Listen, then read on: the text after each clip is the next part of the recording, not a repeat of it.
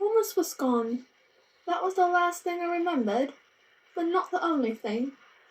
I had taken an adventure at which I found myself on the very last leg stretching the bounds of existence as I had fought with everything I had to protect and save people of a small world. But how can you fight a sun? I know at the moment that was the end of the moment I had been prepared for.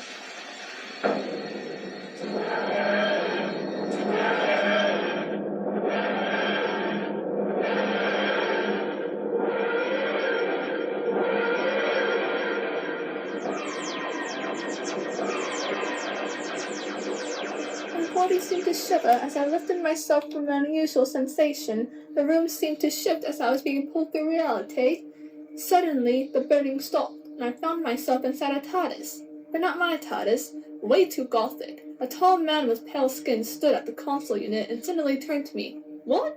he said as if confused by my sudden appearance in his time machine. "What?" again he called. I looked at him frustrated and tired as I suddenly collapsed onto the floor. As I awoke, the constant sound of buzzing rattled my brain. I looked up to see the pale-faced man beeping with a sonic device in my face. "Would you mind not buzzing that so close? You might knock my eye out," I said. But he seemed to persist until I snatched it out of his hand and chucked it across the room. "What did you do that for?" he said in his Cockney accent. His tone was harsh and dark, but his eyes showed a remorse, as he was searching for answers to something. I felt pity for him. Could even relate to him. "I'm sorry for being so headstrong. And listen, I'm as confused as you are, but when it comes to this, I really don't know how this happened. 1 second I'm being burned alive, the next I'm in some stranger's Tardis.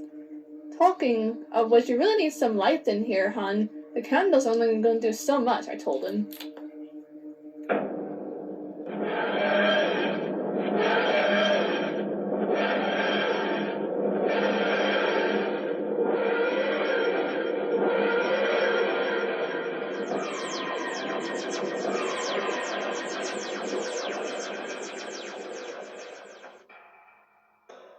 Suddenly, as I went to join him at the console, I found myself shift again this time. I seemed to be standing in a tube that was sitting in a void of darkness. My only company was a scary lady in red. As she mocked me with her finger and said, "See, my dear, it has begun. We shall destroy reality one doctor at a time." Another face approached the tube. It was a smartly dressed gentleman with fierce eyes. It was clear to see he was some incarnation of the Master. He was too mocked by my predicament. "Yes, my dear Rani, this will do nicely," he said, confirming the woman to be the Rani. I found my heart drop as I suddenly became a ghost in a void of darkness.